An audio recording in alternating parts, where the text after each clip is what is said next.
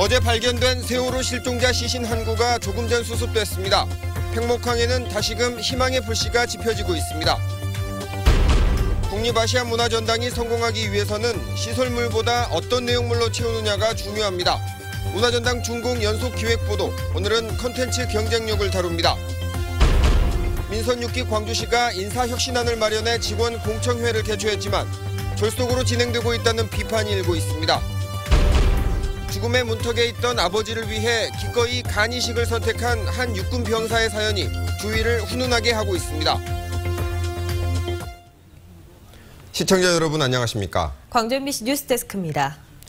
얼마 전 세월호 실종자 가족들이 법정에서 시신을 찾는 게 인생의 목표가 됐고 유가족이 되는 게 소원이라고 말해 법정을 울음바다로 만들었는데 10명의 실종자 가운데 어제 발견된 한 명의 시신이 조금 전에 수습됐습니다. 일단 여성으로 추정되고 있는데 정확한 신원은 내일 아침쯤 확인될 것으로 보입니다. 먼저 김양훈 기자가 보도합니다. 어제 오후 발견된 세월호 실종자 시신이 인양됐습니다.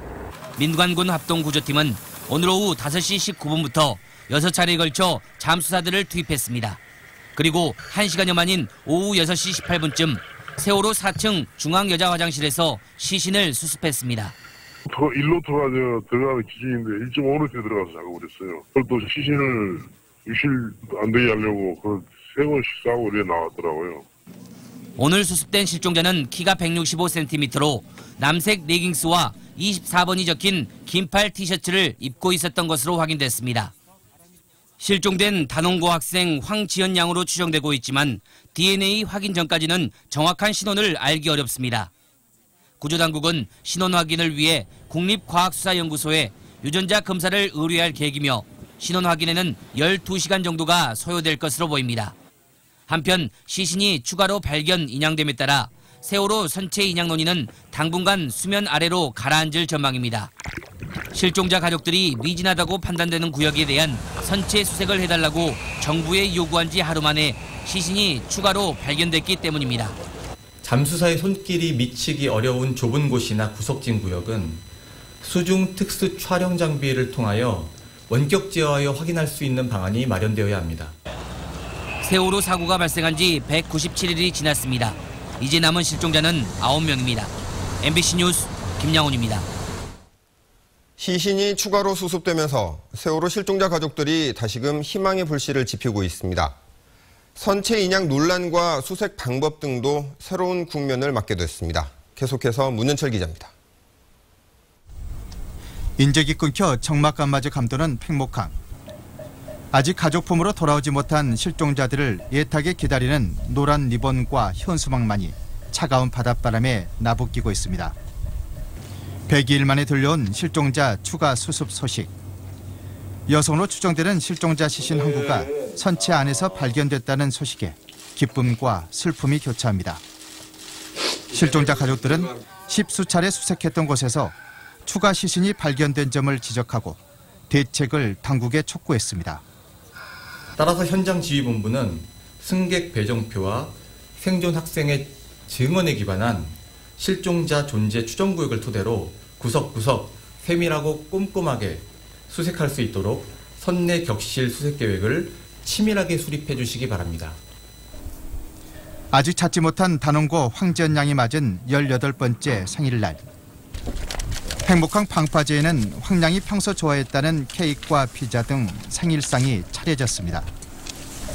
기자회견장에 모인 실종자 가족들 모두 황 양의 생일을 축하하는 노래를 부르지만 목이 메입니다. 조금 자리 잡아놓고 있으면 아빠가 따라갈게, 지연아. 부디 하늘나라에서 편하게 있어. 마지막 한 명의 실종자까지 꼭 가족 품에 돌아오길 바라는 온 국민의 간절함이 팽목항의 겨울을 다시 달구고 있습니다. MBC 뉴스 문현철입니다. 네, 다음 소식입니다. 시 산하기관장 인사에서 낙하산 측근 인사 논란으로 국감장에서 시장의 인사 원칙이 절친 인사냐는 비아냥을 들었던 광주시. 본청 인사도 예외는 아니었나 봅니다. 시청 내부에서 공무원들의 불만이 커지자 서둘러 공청회를 열었는데 이마저도 졸속이라는 비판을 받았습니다. 이계상 기자입니다.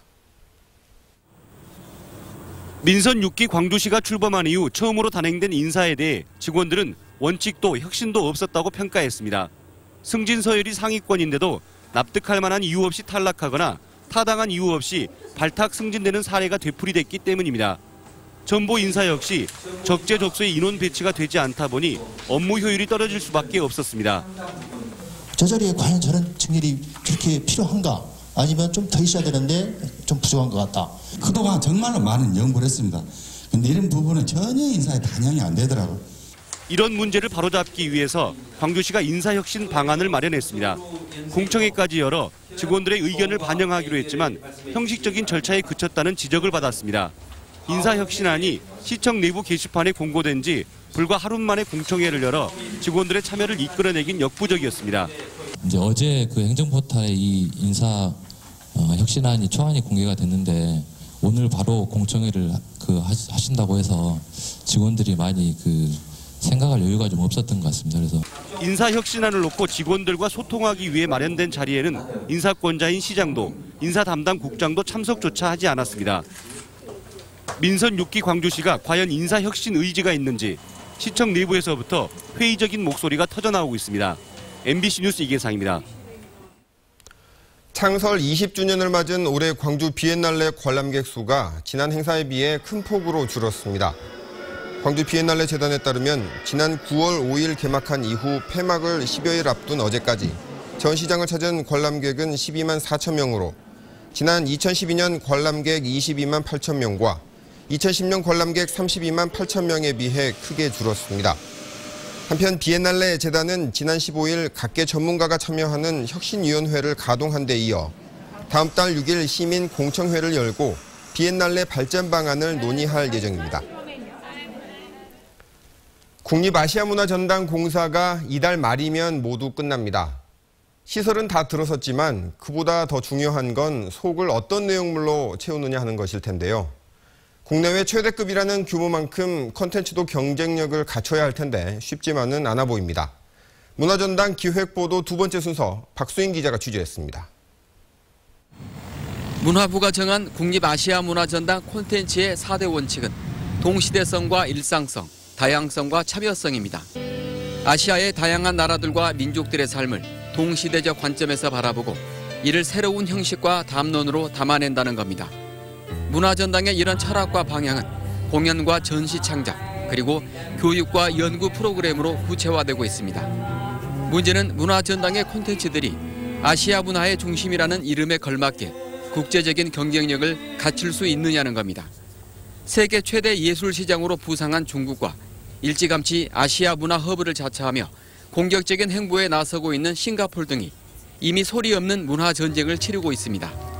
광주에서 콘텐츠를 제작하되 아시아의 가치를 담아서 세계를 향해 나아가는 것이 바로 우리 아시아문화전당이 방점을 둬야 될 그런 과제가 아닌가 생각을 합니다. 문화전당의 창작물을 소비할 대중과의 소통 능력도 빼놓을 수 없습니다. 문화전당의 비전과 목표에 충실한 작품일지라도 국내외 관람객을 끌어들이지 못한다면 예술가들만을 위한 잔치에 그칠 수밖에 없습니다. 일정한 작품성을 당부하면서도 우리 시민들 또 일반 국민들이 같이 공감할 수 있는 그런 좀 대중적인 방식의 그런 작품들을 만들기 위해서 우리 전문가들과 많은 토의도 거치고 문화전당이 공식 개관하는 건 내년 9월이지만 콘텐츠 구축은 오는 2017년까지 단계적으로 이루어질 예정입니다. 문화전당의 본질적인 기능이 지속적인 연구와 창작에 있기 때문이라는 게 문화부의 설명이지만 개관 콘텐츠의 파괴력이 문화전당 성패의 관건이 될 거라는 점도 간과할 수는 없습니다. MBC 뉴스 박수인입니다. 광주시 상수도 사업본부가 축조한 지 75년이 된 동구 용현동 이수원지에 대해 정밀 안전진단을 진행하고 있습니다. 상수도 본부는 1939년 축조된 이수원지 댐 벽면에 시멘트가 부식되면서 표면이 하얗게 변하는 백화 현상이 나타남에 따라 지난 8월부터 정밀 안전진단을 위한 용역을 진행하고 있다며 오늘 11월 용역 결과에 따라 대대적인 보수 보강에 들어갈 계획이라고 밝혔습니다. 윤장현 광주시장과 권영진 대구시장이 제2회 지방자치의 날 기념식이 열리는 대구 엑스코에서 만나 달빛 동맹 교류 협력을 강화하기로 합의했습니다. 이번에 합의한 내용은 5.18과 2.28 기념식의 양 시장 상호 방문 정례화, 달빛 동맹 추진 민관 협의회 구성 등 4개 항으로 두 시장은 상생 발전을 위해 상호 협력하자는 데 의견을 같이 했습니다. 광주시와 대구시는 지난 2009년 7월부터 시작된 달빛 동맹을 통해 현재 5개 분야 23개 사업을 공동 추진하고 있습니다. 죽음의 문턱에 있던 아버지를 위해 기꺼이 간 이식을 선택한 한 육군 병사가 있습니다. 아버지는 아들 덕분에 생명을 연장할 수 있게 됐는데요. 훈훈한 소식을 이재원 기자가 전해드립니다. 힘없이 누워있는 아버지 옆을 지키고 있는 김영민 일병. 모처럼 환하게 웃는 아버지의 얼굴을 보는 김일병의 입가에도 미소가 떠나질 않습니다. 20여일 전만 하더라도 함께 웃을 수 있는 부자의 모습은 상상할 수 없었습니다. 3년 전부터 알코올성 간경화를 앓고 있던 아버지는 간 이식이 필요했지만 기증자는 쉽게 나타나지 않았습니다. 워낙 받은 것도 많고 아빠한테 주신 거 다시 주는 거야. 아무렇지 않게 생각했어요. 안타까운 부자의 사연을 전해들은 군부대에서도 지원을 아끼지 않았습니다. 검사에 필요한 시간을 위해 김일병이 휴가를 나갈 수 있도록 배려했고 부대원들도 십시일반 돈을 모아 수술비에 보탰습니다. 큰 놈도 있는데 큰 놈은 안 있어도 막내가 살아남은 게. 간의 65%를 이식해야 하는 대수술을 받았지만 주변의 정성 덕분에 김일병은 건강을 회복했습니다. 그리고 조금씩 안정을 찾아가는 아버지의 곁을 지키며 군부대로 복귀할 날을 기다리고 있습니다. 부부는 혈액형이 적합했어요. 그렇기 때문에 큰 문제가 없었죠. 그리고 제공자 자체도 간이 굉장히 좋았기 때문에 크게 걱정하진 않았었습니다. 죽음의 문턱에서 아버지를 구해낸 김영민 일병. 군복무에 장애가 발생할 수도 있지만 아버지를 위해 간 이식을 선택한 사연은 훈훈함을 더해주고 있습니다.